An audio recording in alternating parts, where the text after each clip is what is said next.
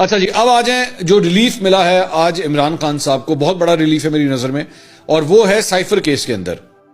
Cipher case میں عمران خان اور شاہ محمود قریشی کی درخواست ضمانت جو ہے وہ آج سماعت کے لیے مقرر تھی۔ قائم مقام چیف جسٹس سردار طارق مسعود کی سربراہی میں 3 رکنی بینچ نے اس کی سماعت کی۔ جسٹس منصور علی شاہ اور جسٹس اطہر من اللہ تینوں اس کے اندر جو ہے وہ شامل تھے۔ تو پی ٹی آئی کے وکیل سلمان صفدر نے کہا کہ سائفر کے خفیہ کوڈز کبھی وزیر اعظم کے پاس تھے ہی نہیں، جس پر جسٹس اطہر من اللہ نے کہا کہ وزارت خارجہ سائفر کا حکومت کو بتاتی ہے تاکہ خارجہ پالیسی میں مدد مل سکے، جبکہ جسٹس منصور علی شاہ نے کہا کہ آفیشل سیکرٹ ایکٹ کا مقصد ہی یہی ہے کہ حساس معلومات باہر کسی کو نہ جا سکے۔ سفارتی معلومات بھی حساس ہوتی ہیں لیکن ان کی نوعیت مختلف ہوتی ہے۔ سلمان صفدر جو وکیل ہیں پی ٹی آئی کے، انہوں نے کہا کہ امریکہ میں پاکستانی سفیر اسد مجید نے سائفر حساس ترین دستاویزات کے طور پہ بھیجا تھا، جس پر جسٹس منصور علی شاہ نے کہا کہ اس بات پر تو آپ متفق ہیں کہ حساس معلومات شیئر نہیں ہو سکتی۔ وکیل نے کہا کہ جی دیکھنا یہی ہے کہ حساس معلومات شیئر ہوئی بھی ہیں یا نہیں۔ سابق وزیر اعظم کے خلاف سزائے موت یا عمر قید کی دفعات عائد ہی نہیں ہوتی۔ قائم مقام چیف جسٹس نے کہا کہ سائفر کسی سے شیئر نہیں کیا لیکن اسے آنر تو کیا ہی گیا ہے۔ سلمان صفدر نے عدالت کو کہا کہ وزارت خارجہ سے سائفر اعظم خان کو بطور پرنسپل سیکرٹری موصول ہوا۔ جس میٹنگ میں سائفر سازش منصوبہ بندی کا الزام ہے وہ 28 مارچ 2022 کو ہوئی۔ چالان کے مطابق جس جلسے میں سائفر لہرانے کا الزام ہے وہ 27 مارچ 2000 ایک دن پہلے یعنی وہ ہوا تھا اسلام آباد میں جب انہوں نے جلسہ کیا تھا۔ جسٹس اطہر من اللہ نے کہا کہ اصل سائفر تو وزارت خارجہ میں ہے، وہ باہر گیا ہے تو یہ دفتر خارجہ کا جرم ہے، سائفر کو عوام میں زیر بحث نہیں لایا جا سکتا۔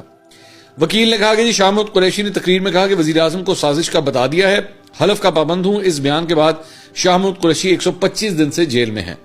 سلمان صفدر نے پریڈ گراؤنڈ میں 27 مارچ 2022 کے جلسے میں اس وقت کے وزیر خارجہ شاہ محمود قریشی کی تقریر بھی پڑھ کے سنائی۔ قائم مقام چیف جسٹس نے کہا کہ وزیر خارجہ خود سمجھدار تھا، سمجھتا تھا کہ کیا بولنا ہے کیا نہیں۔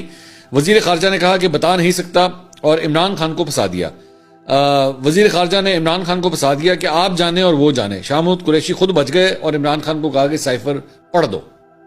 سلمان صفدر نے کہا کہ عمران خان نے بھی پبلک سے کچھ شیئر نہیں کیا، اگر سائفر پبلک ہو چکا ہے تو پھر سائفر ٹرائل ان کیمرہ کیوں چاہیے پروسیکیوشن کو، جس پر جسٹس اطہر من اللہ نے پوچھا کہ کس بنیاد پر پروسیکیوشن سمجھتی ہے کہ ملزمان کو زیر حراست رکھنا ضروری ہے۔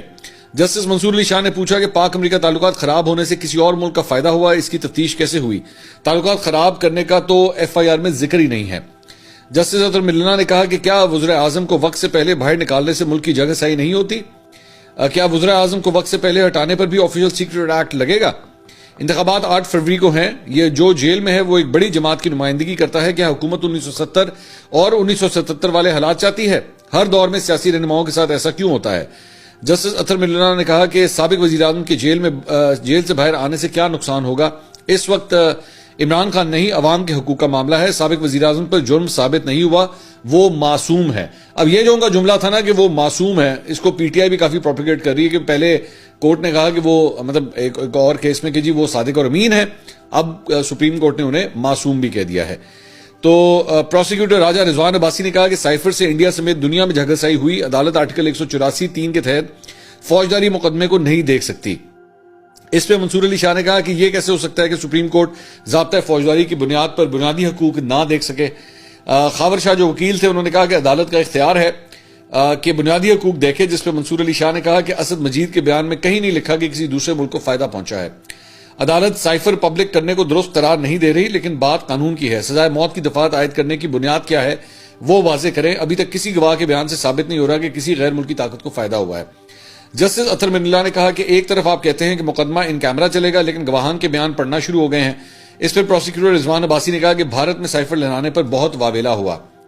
جسٹس اطہر من اللہ نے کہا کہ کل بلوچ فیملیز کے ساتھ جو ہوا اس پر کیا کچھ واویلا نہیں ہوا ہوگا، جس پر پروسیکیوٹر رضوان عباسی کا کہنا تھا کہ دو طرفہ تعلقات متاثر ہونے سے دشمن کو فائدہ ہوگا۔ سپریم کورٹ نے فریقین کے وکلا کے دلائل سننے کے بعد عمران خان اور شاہ محمود قریشی کی درخواست منظور کرتے ہوئے کہا کہ اس وقت معاملہ عمران خان کا نہیں بلکہ عوامی حقوق کا ہے۔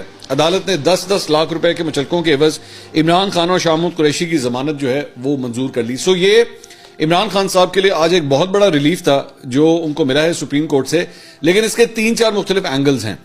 پہلی بات تو یہ کیا عمران خان صاحب رہا ہو جائیں گے اس کے بعد؟ نہیں، عمران خان صاحب رہا نہیں ہوں گے۔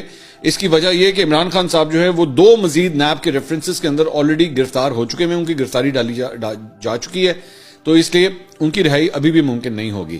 دوسری بات یہ کہ شاہ محمود قریشی صاحب ابھی تک، جب تک یہ ویڈیو ریکارڈ ہو رہی ہے، کیونکہ جو ماضی کے اندر ایک ٹرینڈ ہم دیکھتے آئے ہیں وہ یہ ہے کہ جناب پاکستان تحریک انصاف کا ایک رہنما اگر اسے کوئی ریلیف ملتا ہے کسی ایک کیس کے اندر، تو جیسی وہ باہر آتا ہے تو اسے کسی دوسرے کیس کے اندر جو ہے گرفتار کر لیا جاتا ہے.